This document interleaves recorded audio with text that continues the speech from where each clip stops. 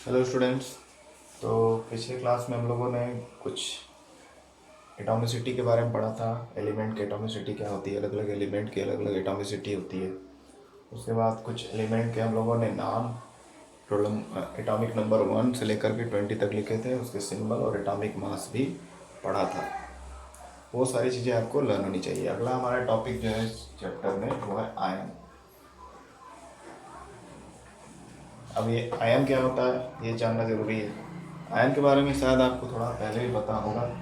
Ion means charge particle,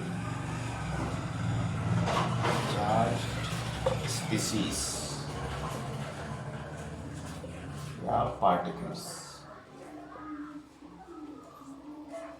ठीक है, charge species को हम लोग आयन बोलते हैं।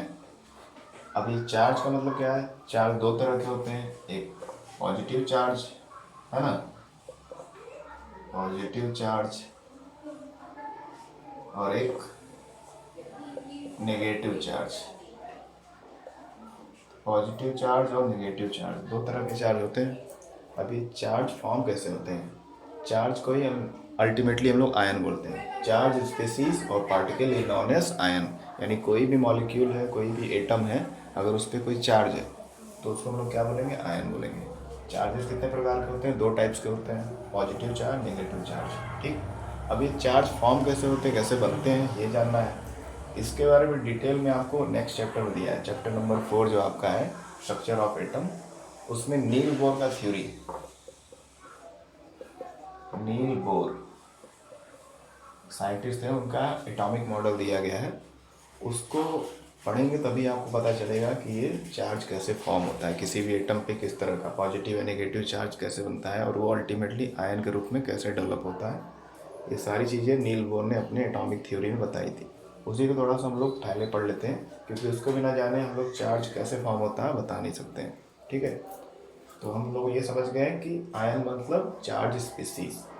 कोई भी चार्ज पार्टिकल है या स्पीसीज है उसको हम लोग आयन बोलते हैं। चार्ज के दो टाइप होते हैं, पॉजिटिव चार्ज, नेगेटिव चार्ज। ये चार्ज फॉर्म कैसे होते हैं इसको हम लोग को सब समझना है according to Niels Bohr theory, जो कि आपको बाद में पढ़ना है, लेकिन अभी इसको समझने के लिए पढ़ना पड़ेगा।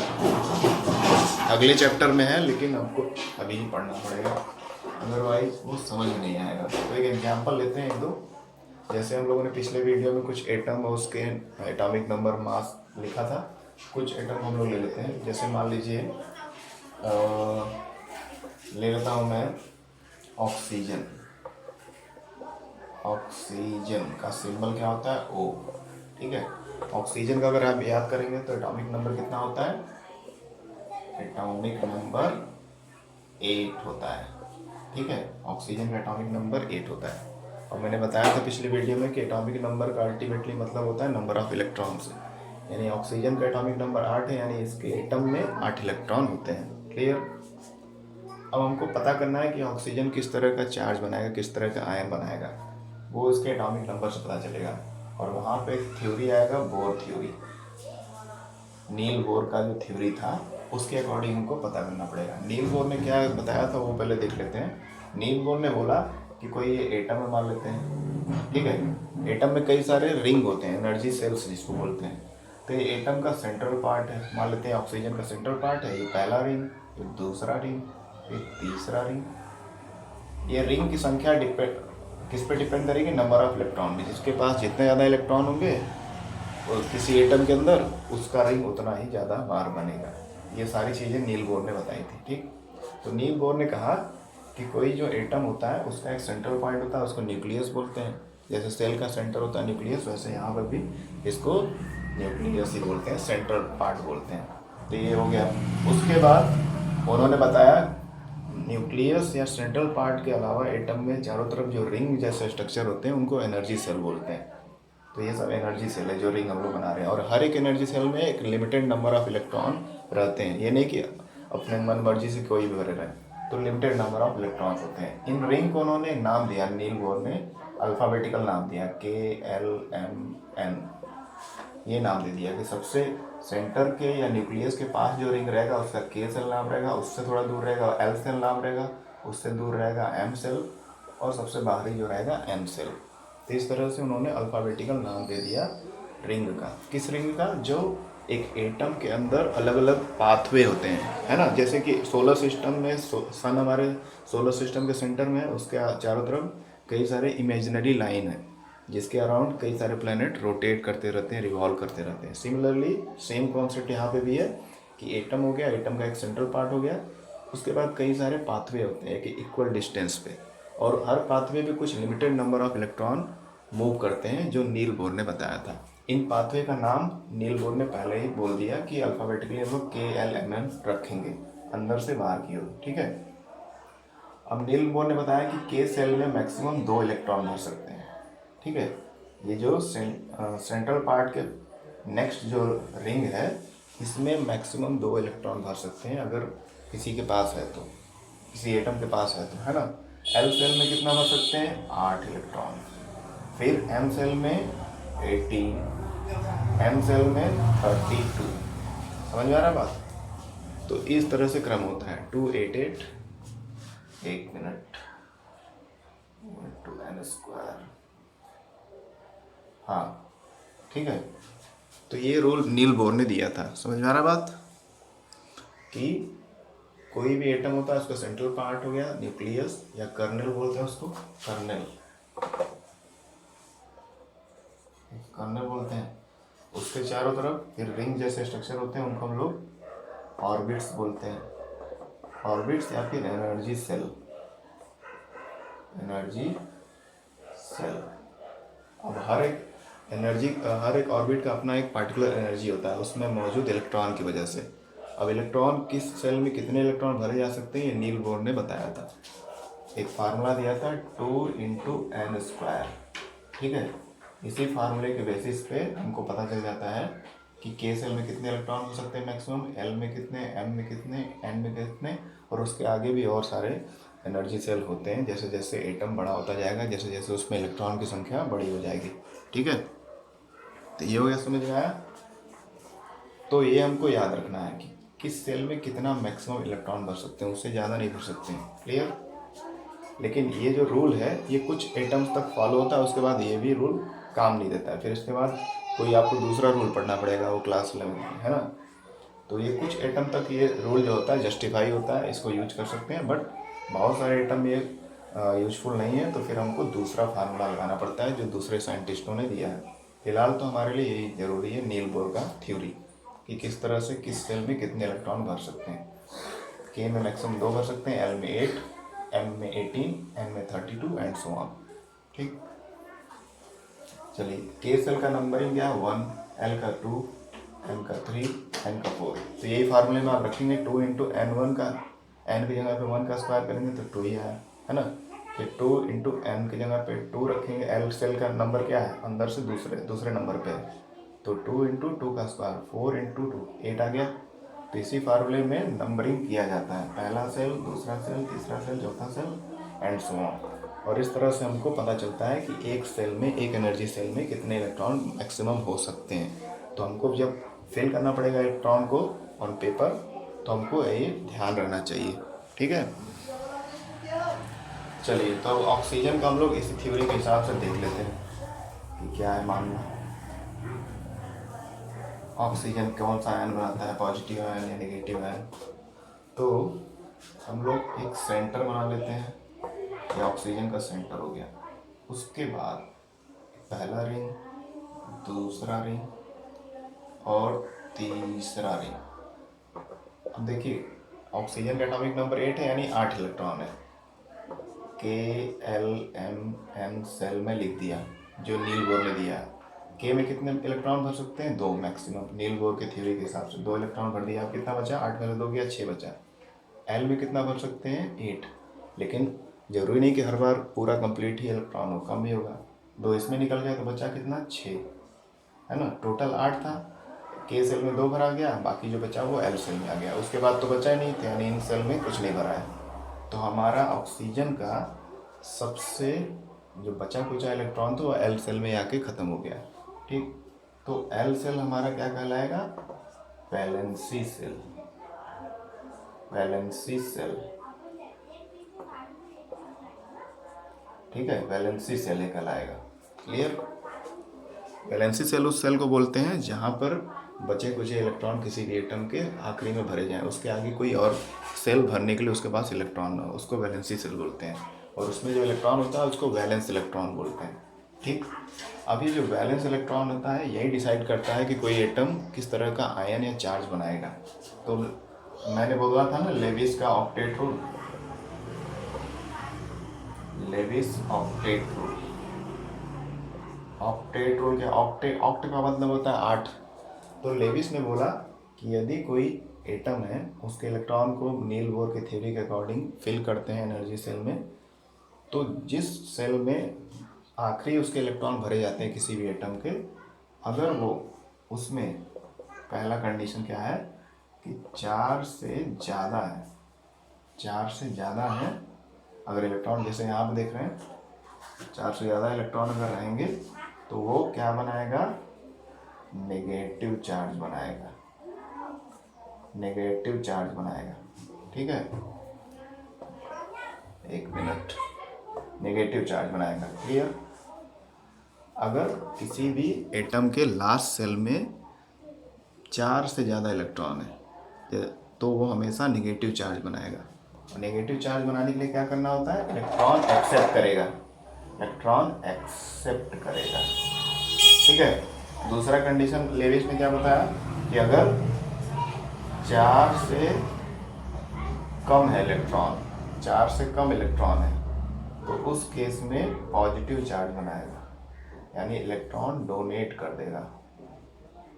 ठीक, तो ये दो रूल हैं पॉजिटिव और नेगेटिव चार्ज बनने के according to Niels Bohr and Lewis octet rule. यानी इन दोनों थ्योरी को लगाएंगे तभी हमको पता चल पाएगा कि कोई भी एटम या एलिमेंट का एटम किस तरह का आयन या चार्ज बनाता है। ठीक है, तो हम लोग देख रहे हैं लेविस ने 2 रूल बताए कि 4 से अगर ज़्यादा इलेक्ट्रॉन है किसी भी एटम के आखिरी सेल में, आखिरी सेल किसको बोलते हैं, जिसमें उसका बचा कुचा इलेक्ट्रॉन भर के खाली हो गया है ना। तो यहाँ पर क्या हुआ, यहाँ पे क्या है 6 इलेक्ट्रॉन है, ऑक्सीजन के आखिरी सेल में 6 इलेक्ट्रॉन है, 4 से ज़्यादा है। तो अब इसको ऑक्टेट बनाना है, ऑक्टेट मतलब 8 बनाना है। यहाँ ऑलरेडी इसके पास 6 है, इसको 8 बनाने के लिए कितने इलेक्ट्रॉन चाहिए, 2 और। ठीक है, तो 2 किसी और एटम से ले लेगा। इस तरह से हमको क्या पता चला कि ऑक्सीजन का जो 2 इलेक्ट्रॉन लेने की क्षमता उसके पास है, क्योंकि ये रूल बोलता है। तो ऑक्सीजन पे कौन सा चार्ज आएगा, -2। समझ में आ गया बात, -2 क्यों लिया, क्योंकि इलेक्ट्रॉन ले रहे हैं और इलेक्ट्रॉन पे चार्ज क्या होता है, माइनस का। ठीक है, और रूल भी बोलता है कि अगर आखिरी सेल में 4 से ज़्यादा इलेक्ट्रॉन है तो वो उतना ही इलेक्ट्रॉन लेगा जिससे उसका 8 इलेक्ट्रॉन बस बने।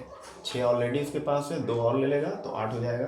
दैट मीन्स कि ऑक्सीजन पे 2 माइनस चार्ज आता है, इलेक्ट्रॉन ले रहा है तो माइनस चार्ज, अब जितना ले रहा है उसकी संख्या हम लोगों ने लिख दी। तो ऑक्सीजन एक नेगेटिव आयन बनाता है, नेगेटिव चार्ज बनाता है। समझ में आ गया, कितना नेगेटिव चार्ज बनाता है, 2, क्योंकि इसको अपना ऑक्टेट बनाने के लिए आखिरी सेल में 2 इलेक्ट्रॉन की ज़रूरत है। 8 से ज़्यादा लेने की ज़रूरत है ही नहीं, केवल 8 ही बना लेगा तो वो स्टेबल हो जाएगा। क्लियर। अब दूसरा कोई एग्जाम्पल ले लेते हैं। ये रूल आपको याद होना चाहिए,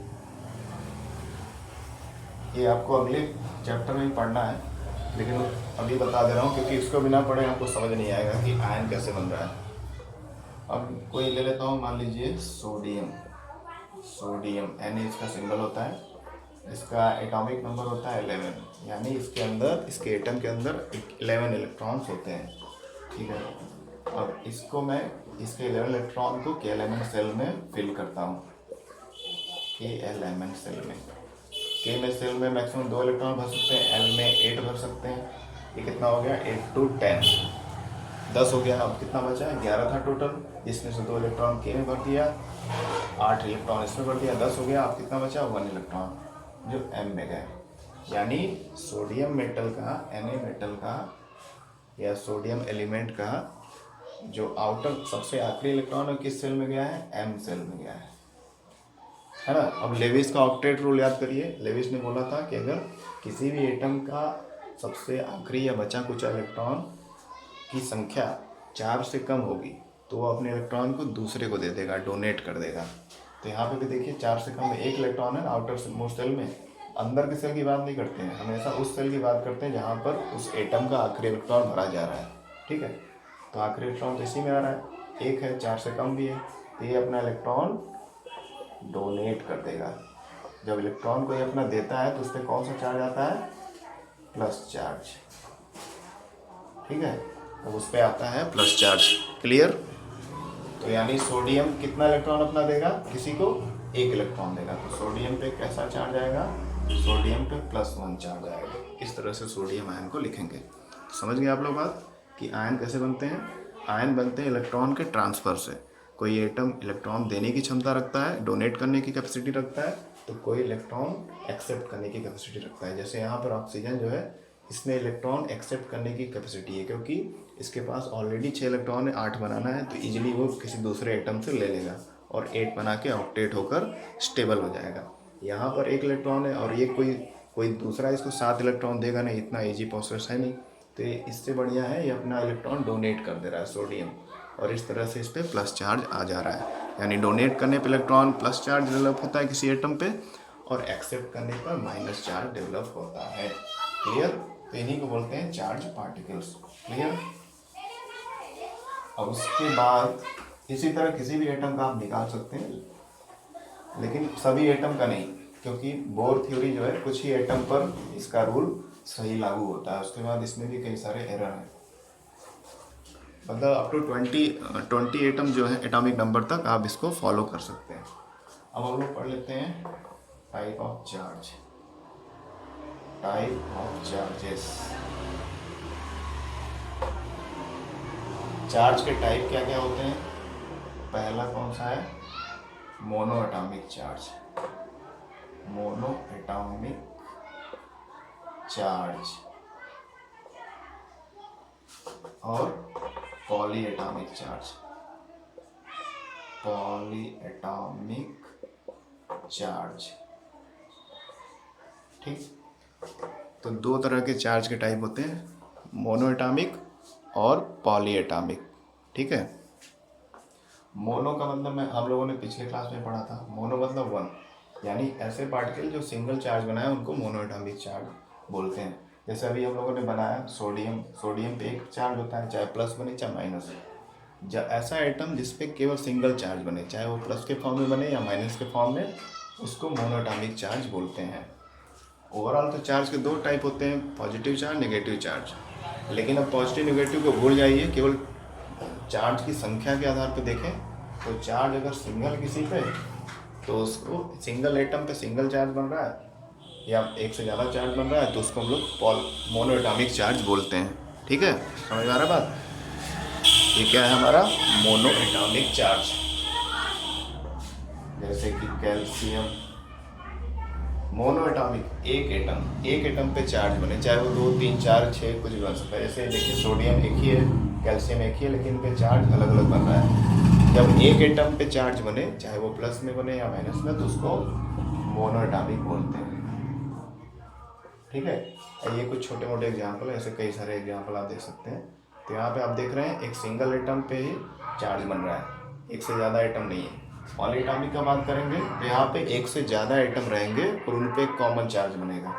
जैसे कार्बोनेट, CO3 पे 2-, सल्फाइड,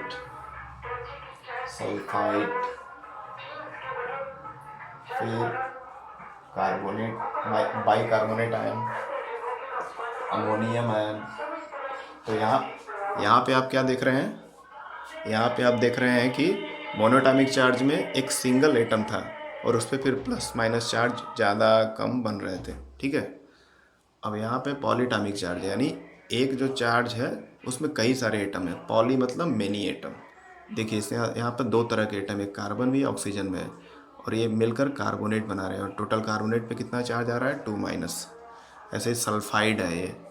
ठीक है, सल्फाइड, तो यहाँ पर भी एक सल्फर है और ऑक्सीजन है। तो जहाँ पर एक से ज़्यादा तरह के एटम पाए जाते हैं, उन पे चार्ज होता है, उनको पॉलीएटॉमिक चार्ज या पॉलीएटॉमिक आयंस बोलते हैं। ठीक है, चार्ज या आयंस भी बोल सकते हैं, कोई उसमें दिक्कत नहीं है। क्लियर? चलिए अभी के लिए फ़िलहाल